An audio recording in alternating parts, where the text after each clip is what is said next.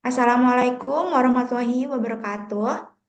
Perkenalkan, di sini saya Novita Dwi Ramadana dengan dua teman saya, Muhammad Hanif Prahasta dan Anugrah Farel Putra Vidiantara, akan mempresentasikan PW Project, di mana di sini kami mengambil tema kasir Q Web Development. Next.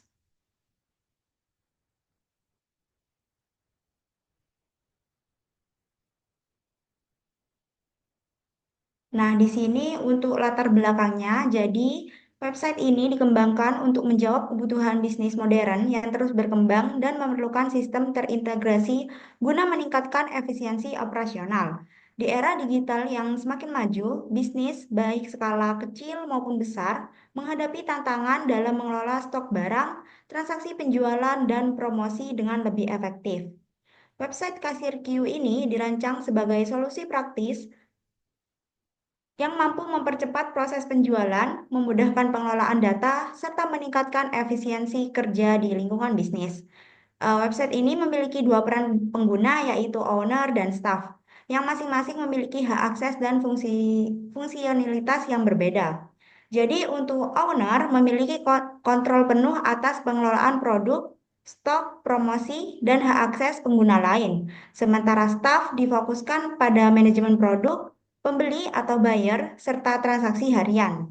Pemisahan hak akses ini tidak hanya memastikan keamanan data, tetapi juga mengurangi risiko kesalahan dalam pengelolaan, menciptakan lingkungan kerja yang lebih terstruktur dan aman.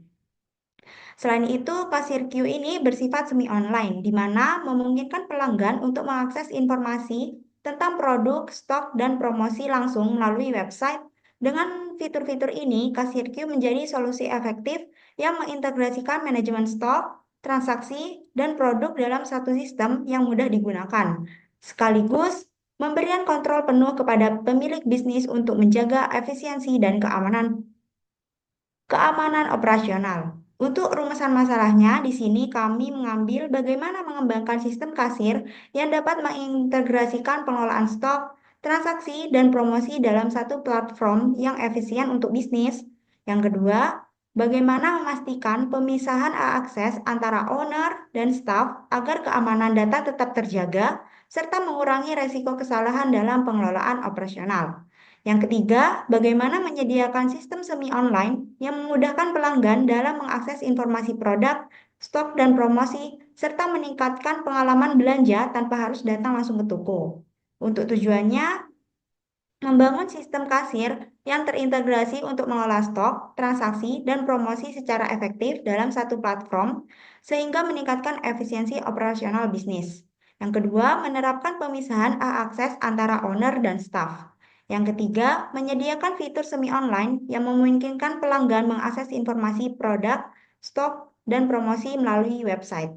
Selanjutnya akan dijelaskan oleh teman saya. Baik, selanjutnya kita menuju ke pembahasan dari use case.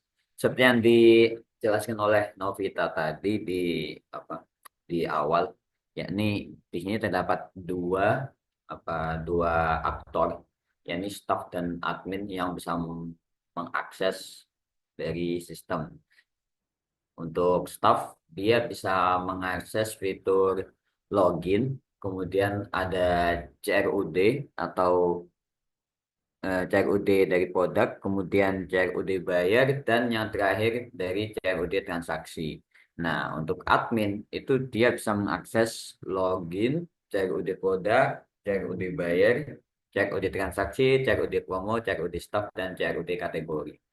Itu untuk akses sistemnya. Dan kemudian terdapat satu aktor lagi, yakni customer, yang hanya bisa mengakses katalog dari produk yang disediakan.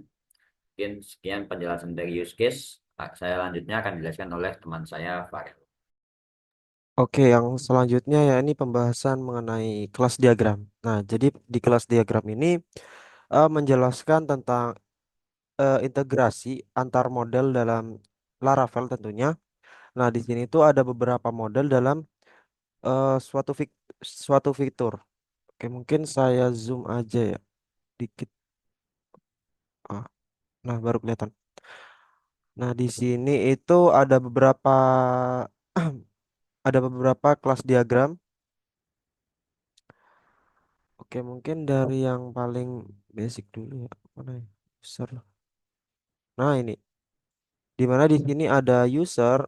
Nah, yang dalam usernya ini ada banyak ya, isinya ada ID, ada name, email, terus email verified add, terus password, member token, create add, dan update add.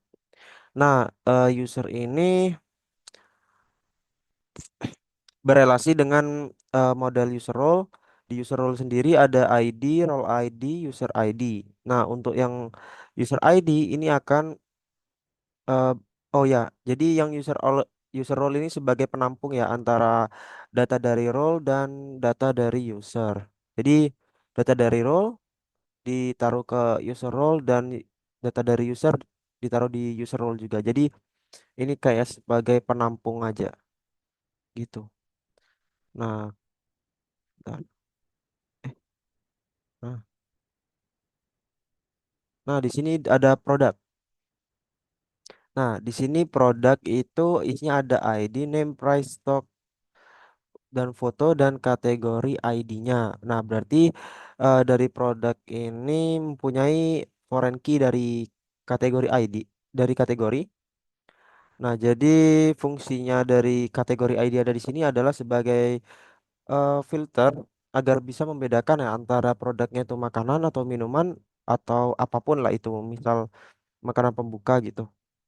Nah, dari produk, nah di sini ada produk detail ya. Nah, produk detail ini fungsinya untuk menentukan ini unit dan branchnya itu apa. Nah, jadi produk detail ini dikhususkan buat supaya owner itu tahu, owner dan staff itu tahu kalau produk ini itu diambilnya dari unit atau brand mana gitu.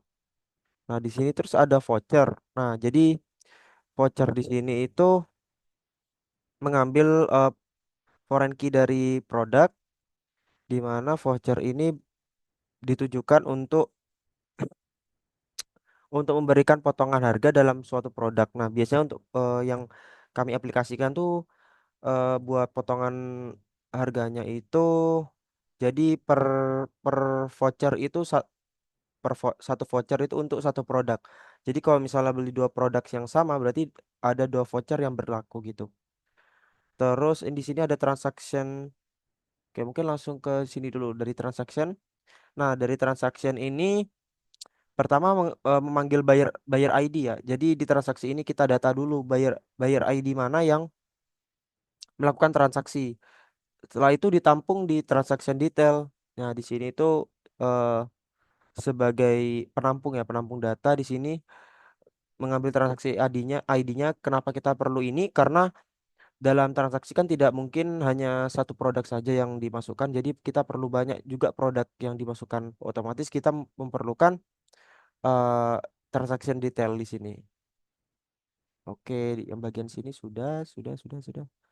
Nah, di sini ada checkout. Nah, checkout ini mengambil foreign key transaction ID, product ID, dan voucher ID. Nah, fungsinya checkout di sini sebagai model yang eksekusi paling terakhir. Nah, jadi checkout ini tahapan paling terakhir dalam transaksi, di mana dia ini juga menampung menampung banyak produk dan banyak voucher di sini. Oke, mungkin itu untuk kelas diagram. Kita lanjut ke RD. Nah, di RD ini ada beberapa tabel yang sudah kami buat atau kami rencanakan ya dalam diskusi kami. Di sini ada 1, 2, 3, 4, 5, 6, 7, 8, 9, 10, 11. Nah, ada 11 tabel yang saling berhubungan. Nah, di sini ada kita dari sini dulu deh. Dari user ada user role dan ada roles. Nah, sebenarnya untuk ERD ini tidak jauh beda dengan kelas diagram ya. Karena di kelas diagram sendiri kan sebagai modelnya. Dan tapi kalau yang di ERD ini sebagai database-nya ya, database-nya, skema database-nya. Jadi kurang lebih untuk alurnya dan penamaan tabelnya juga nggak begitu beda di sini. Sama semua kayak products ini berhubungan dengan kategori, kategori. diambil foreign key-nya oleh products, terus products dimasukkan ke produk detail, dan produk diambil oleh transaksi detail. Jadi seperti itu ya. Oke. Mungkin itu saja dari saya. Terima kasih. Saya kembalikan ke Mbak Novita. Nah, itu tadi untuk mengenai proyek akhir PWeb kami. Selebihnya kurang lebih mohon maaf. Kami sampaikan wassalamualaikum warahmatullahi wabarakatuh.